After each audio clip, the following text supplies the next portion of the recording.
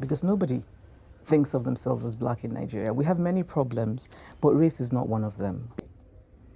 I feel like she's spitting bars. I feel like she's just preaching in that little small little segment just then. I mean, you know, these are words of wisdom. This is truth. Hey lovely, welcome to my channel, Conscious Healing. Here we revel in our feelings, and I'm all about that natural spiritual energy, electrical like solar panel. It's all about love and light, and we're not above fighting the good fight. So come chill at my domain while I react. It's mostly my opinion, but often it's just facts. It's a hard knock life, but open up and we'll have a laugh. Thanks again for joining me on my channel. I appreciate you being here. This video is going to be about Chimamanda Ngozi Adichie, my lovely Nigerian princess. But she's not mine. She belongs to the world. She belongs to all of us. She belongs to the heavens. And she's just speaking about, you know, being black in this world, and a little experience that I myself just can relate to.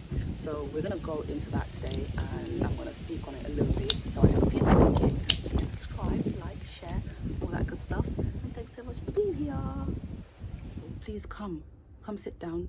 Just, I beg, have a seat and just join the congregation, okay? Because we're about to go to church. Because I guess most people in Nigeria are black. In many West African countries, we don't have race as an identifying part of us. So when I went to the US, all I had thought of myself was a Catholic and Igbo.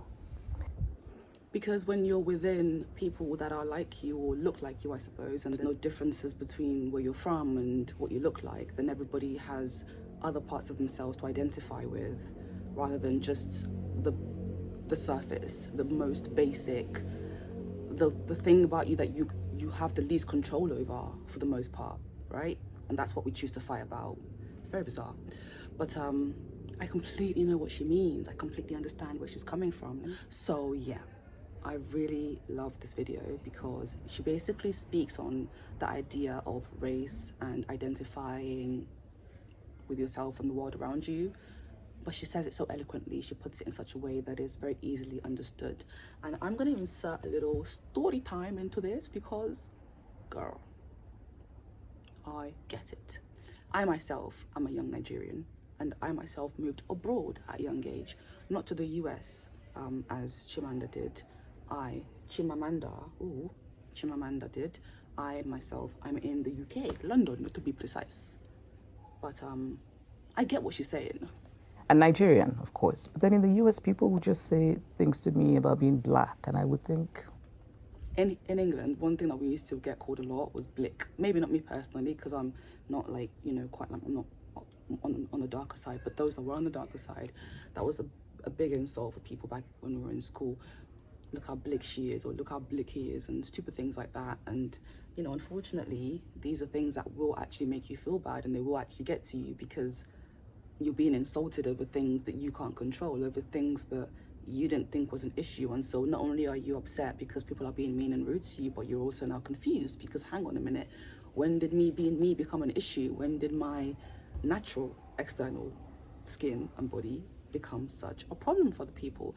And why is it such a problem that it's actually causing all this hate to be spewed in my direction? You know, as a young person, you're going to question that. You're going to question yourself. You're going to question the world around you. So definitely there's a lot of emotions that comes with listening to this, a lot of understanding, and just looking back as well, there's a lot of reflection. Amongst ourselves, we are just one, we are equal.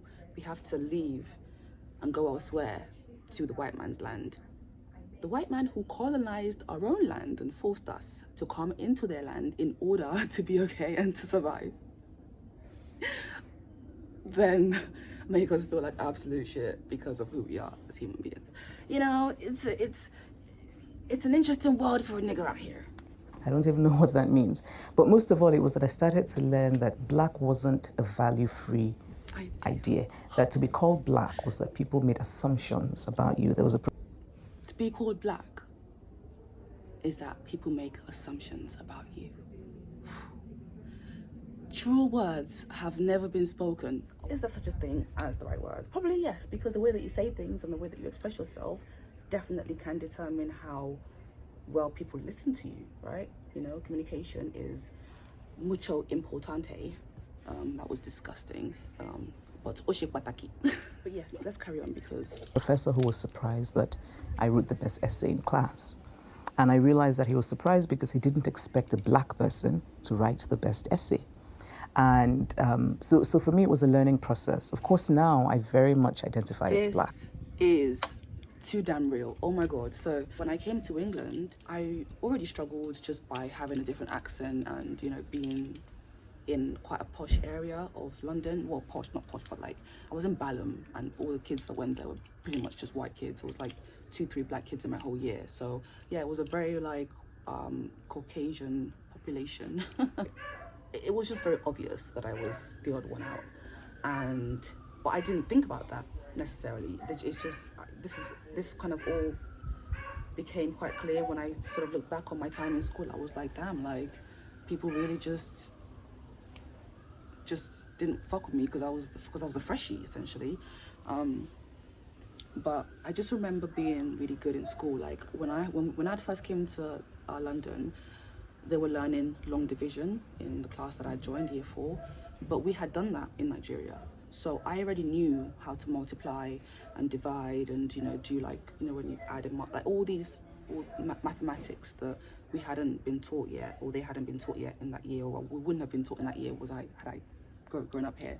We had already been taught that in Nigeria. So I already pretty much knew all the answers. And so I was just like constantly sort of put my hand up and wanting to answer, because I mean, in Nigeria, that's what I was like. I was a teacher's pet in Nigeria. I don't necessarily think it's because I don't know why. I think I always just liked school. I always just liked learning. I liked being, I never wanted to get in trouble. I always wanted to be like good and wanted my mom and my dad to be happy. So I was just always tried to be really good. And then, yeah, when I came here, my teacher would, you know, like let me answer questions and stuff in the beginning, and then after sort of like a few times, she just stopped. She just like would pretend like she didn't see me with my hand up. Like this is 100% my experience in school. Talk about the fact that I didn't really get any real help with integrate. I just feel like if I was running a school, if I was a teacher and there was a young child that had joined and they obviously are struggling because like they're different or they don't quite understand things because they're from a different place, like I would make sure to either, how you assign students to help, I would either do that or I would do something, right? And I really don't remember anything like that being put in place for me. No one, I was just left to my own devices, quite literally. So boy, that was fucking rough. Like, were obviously not happy about the fact that I was so much smarter. Like I would just get looked at funny, no one wanted to hang out with me. It was rough, man. It was rough. It's like flies, not flies, but like wasps and stuff. So I'm really trying to protect myself because I'm not getting stung. That's one of the things I don't like about being outside. I love being outside, but then all the bees and shit, like bugs and insects, I hate them. Oh yeah, and also there was this time when we were doing spelling. I always loved English and spelling, like I was always just very good at it. And we're doing like a spelling test thing. And it was, I think if you get 20 out of 20, you get a prize or something. And I remember getting 19 out of 20. And the one question I got wrong was surprise. I put the R and I didn't put the R in. I just put surprise, not surprise, because, that one I just didn't know.